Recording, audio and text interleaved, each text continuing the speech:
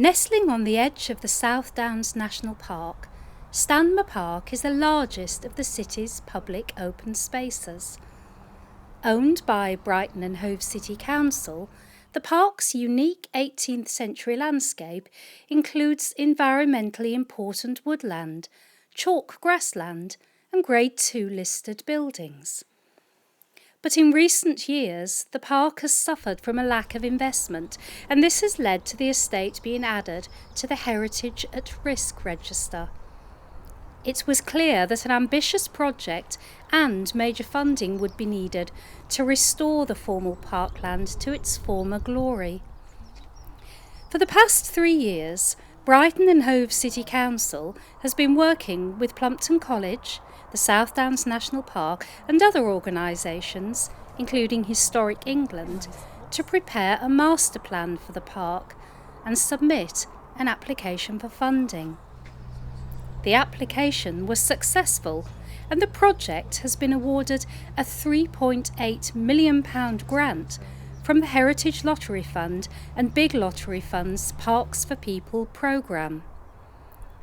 The Stanmer Park and Estate Restoration Project will see around 20 hectares of the park's landscape and Grade 2 listed and other buildings restored and given new life. The plans will see the end of the current ad hoc and unregulated parking. Visitors will be encouraged to park at the lower lodges entrance, and a new car park will be created on the patchway for visitors to the walled garden, Stanmer House and village businesses. The car parking at the front of Stanmer House will be removed, creating a simple and open arrival area. The original green drive will be recreated, providing an attractive shared route for pedestrians and cyclists from the lower lodges through the parkland. The ambitious landscaping scheme will see the parkland return close to the original 18th century design concept. 250 new trees will be planted, others will be relocated, and groups of self-seeding trees removed. The walled garden will be restored to become the jewel in the crown of the newly restored park.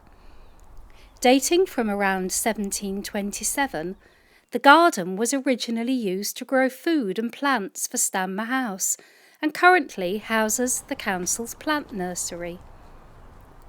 The plans will see the whole area transformed to include a new garden centre, cafe and seating area alongside a formal garden with water feature. Plumpton College will lead on developing and managing the garden. The Permaculture Trust's orchard will be stocked with new apple trees.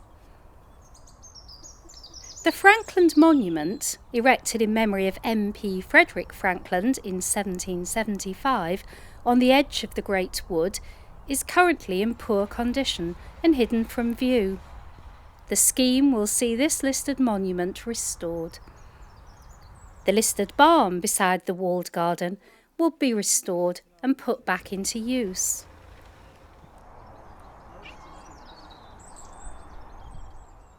The water catcher was built around 1870 to collect rainwater and provide clean water for Stanmer House and gardens.